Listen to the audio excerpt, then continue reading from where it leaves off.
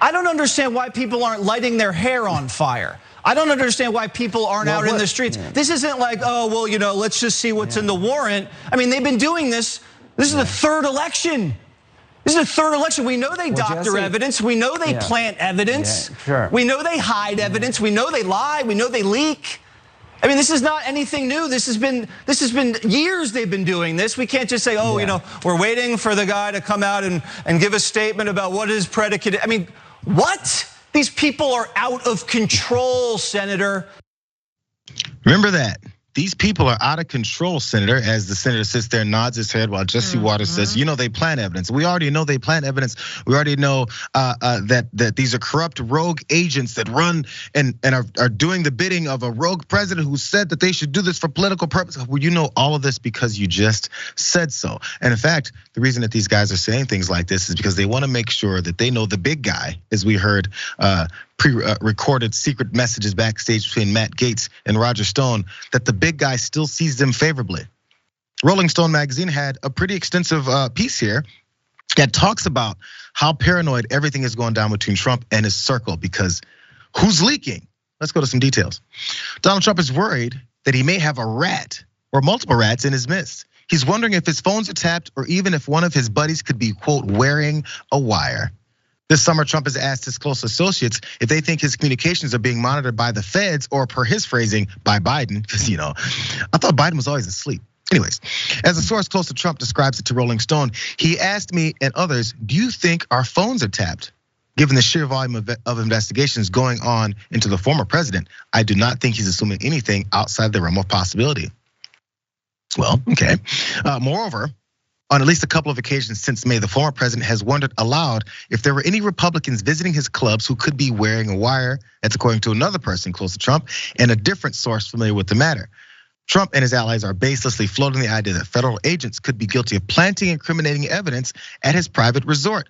Who else just said that? The guy on Fox News saying it to all these listeners and viewers. And the ex-president and several of his longtime advisors are trying to figure out if they have, in their terminology, a mole or a rat in Trump's inner sanctum who is slipping his secrets to the feds. Pretty weird. So now, because some forms of accountability seem to be forming, now he's paranoid. Now he wants to know what the rat and the mole is. If you have a rat, that means he's outing all of your crimes. At least that's what I remember from the way we talk about criminals. But people want to make sure, just like Jesse Waters there at the top, that they're in Trump's good graces. As said this guy too, watch. You know, an FBI raid looking for supposed classified documents is a ridiculous alibi. Unlike anyone else in the federal government, no president can be guilty of illegally handling classified information because a president has complete and final authority to decide whether something's classified or not. The truth is, this raid wasn't about documents. This raid was about trying to disqualify a likely future election opponent. Now look, this may all be shocking to most Americans, but the people I've lived around my entire life in Miami, they've seen all of this before. You see, many of them came to America fleeing Marxist dictatorships, governments that use the power of the state to criminalize the opposition. And they have long known what many are now learning the hard way. There are no limits to what Marxists are willing to do to hold on to power. There are no limits to what they're going to do that they're willing to hold on to power. Marco Rubio says, as the former president for the past 2 years has been complaining constantly about a stolen election that wasn't stolen, and has activated his foot soldiers to then commit violence, which appears to be happening more as they keep demonizing what happened on this search warrant that was conducted on his, that was taken out on his house.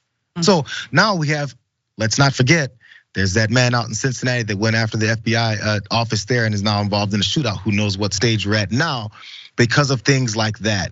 Because people like Mark Ruby want to make sure that Donald Trump doesn't see them as disloyal.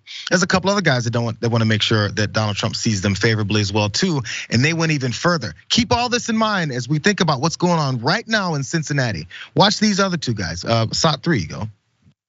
Honestly, I think he ought to, and I think he should have flown down to Mar-a-Lago this morning, walked out there at noon today and said, hey, I'm running for president of the United States, suck on that.